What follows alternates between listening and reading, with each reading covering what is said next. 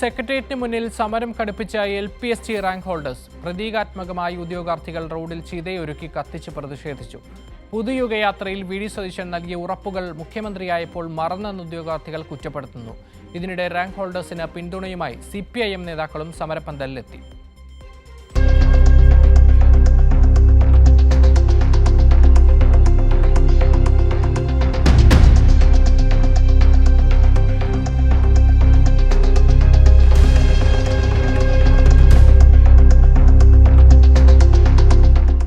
സെക്രട്ടേറിയറ്റിന് മുന്നിൽ ഉദ്യോഗാർത്ഥികൾ ജോലി തേടി സമരമിരിക്കാൻ തുടങ്ങിയിട്ട് 36 ദിവസം പിന്നിടുകയാണ്.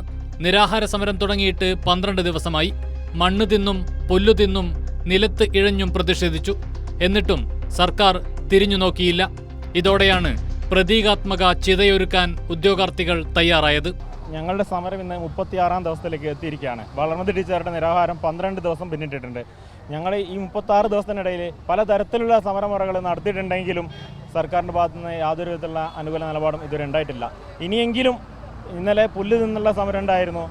ഞങ്ങൾ മണ്ണ് തിന്നു, പുല്ല് തിന്നു, പിന്നെ മുട്ടിൽ കഴിഞ്ഞു, പിന്നെ അങ്ങനെ പലതരത്തിലുള്ള മുഖത്ത് കരിവാരി തേച്ചിട്ടുള്ള അങ്ങനെ 36 ദിവസത്തിനിടയിൽ പലവിധ സമരമുറകളും ഞങ്ങൾ ചെയ്തിട്ടുണ്ട്. പക്ഷേ എങ്കിൽ സർക്കാരിൻ്റെ ഭാഗത്തു നിന്ന് ഞങ്ങൾക്ക് അനുകൂലമായിട്ടുള്ള ഒന്നും ഉണ്ടായിട്ടില്ല. ഞങ്ങളുടെ റാങ്ക് ലിസ്റ്റ് 2028 മെയ് 30-ന് അവസാനിക്കുന്നതാണ്. ഞങ്ങൾ പല ജില്ലകളിലും 1-ാം റാങ്കിന് പോലും ജോലി കിട്ടിയിട്ടില്ല. ഇനിയെങ്കിലും ഞങ്ങൾ മുന്നോട്ട് വെച്ച 5 ആവശ്യങ്ങളുണ്ട്. ആ ആവശ്യങ്ങൾ നടക്കുകയാണെങ്കിൽ മാത്രമേ ഞങ്ങൾക്ക് ജോലി എന്ന സ്വപ്നം സാക്ഷാത്കരിക്കാൻ പറ്റൂ. അല്ലെങ്കിൽ വീണ്ടും ഇനി അടുത്തൊരു പരീക്ഷ റാങ്ക് ലിസ്റ്റ് എന്നുള്ള രീതിയിൽ തുറന്നു പോകേണ്ടി വരും. നിരാഹാര സമരം തുടരുന്ന അസോസിയേഷൻ സെക്രട്ടറി വളർമതിയുടെ ആരോഗ്യനില മോശമായിട്ടും സർക്കാർ ഇടപെടുന്നില്ല എന്നതാണ് സമരം കടുപ്പിക്കാനുള്ള കാരണം. പ്രതിഷേധത്തിന് പിന്തുണയുമായി CPIM നേതാക്കളും സമരപ്പന്തലിലെത്തി. സർക്കാരിൻ്റേത് ജനാധിപത്യ വിരുദ്ധ സമീപനമെന്ന് മുൻമന്ത്രി PA മുഹമ്മദ് റിയാസ്. ഇവിടെ ടീച്ചറുടെ നിരാഹാര സമരം ഇന്നത്തേക്ക് 12-ാം ദിവസമാവുകയാണ്. ഈ നിമിഷം വരെ ഔദ്യോഗികമായ ഒരു ചർച്ച നടത്താൻ വേണ്ടി പോലും സംസ്ഥാന സർക്കാർ മുൻകൈ എടുത്തിട്ടില്ല എന്നുള്ളതാണ്